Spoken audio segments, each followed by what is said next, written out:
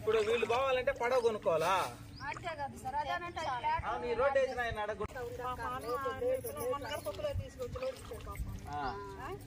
ఒక మాట మాట్లాడుకుందామా.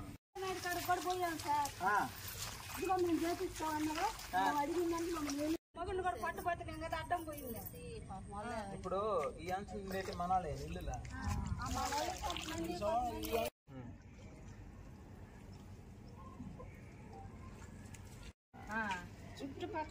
బట్ట నీళ్ళలో ఉన్నా సరే ఇంతలో నీళ్ళలో ఉండేది. మరి మా వాటి ముందరైతే అసలు చూద్దరు నా అడుగు గడి పెట్టలేము.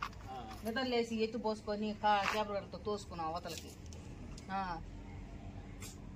కాలువ తీస్తే మాకు సంతోషమే కదా, తీసి సిమెంట్తో కట్టేస్తే ఉంటది. లేకపోతే రెండో రోజుకి అది పోద్ది వేస్ట్ తీసి కదా. ముందు నీళ్లు పోతాయి నుంచి దాన్ని బట్టి ఎమ్మెల్యే గారి దృష్టికి తీసుకెళ్లి కాలువలో ఒకరో కట్టించి ఆ పక్క ఈ పక్క కాలువ కానీ సిమెంట్ వేసి కట్టేస్తే అది అట్టే ఉంటది శాశ్వతంగా. వచ్చి నీళ్లు ప్రజలు ఇబ్బందులు లేకుండా, గిరిజనులు ఇబ్బందులు లేకుండా, పాములు ఇళ్లలోకి రాకుండా, నీళ్లు ఇళ్లలోకి రాకుండా వసతిని కల్పించాలా.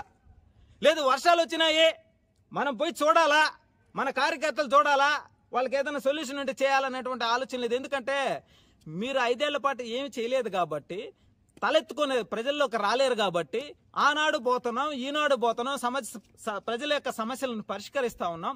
అదేవిధంగా ఆదాల నగర్లో ఉన్నటువంటి గిరిజనులందరికీ నేను ఒకటే మాటిస్తున్నా, 24 గంటల లోపల ఈ నీళ్ళన్నింటినీ కూడా కాలువల ద్వారా తీపిచ్చి పంపించే బాధ్యత ఎన్డీఏ కూటమి అభ్యర్థుల్లో, కూటమికి సంబంధించిన పార్టీల్లో జనసేన పార్టీ నుంచి నేను హామీ ఇస్తున్న వాళ్ళకి మీకు ఈ సమస్యను నేను పరిష్కరిస్తా. రెండోది, సర్వేపల్లి శాసనసభ్యులు సోమిరెడ్డి చంద్రమోహన్ రెడ్డి గారి దృష్టికి తీసుకువెళ్తా. గిరిజనులకు ఎప్పుడు సమస్య ఉందన్నా, గిరిజన కాలనీలో ఇబ్బందులు ఉన్నాయన్నా మొట్టమొదట ఆయన స్పందించి ఆ సమస్యను పరిష్కరిస్తారు. కాబట్టి నేను ఆయన దృష్టికి కూడా తీసుకువెళ్ళి ఈ సమస్యను పూర్తిగా పరిష్కరిస్తానని చెప్పి గిరిజన కాలనీ వాసులకు మాటిస్తున్నారు.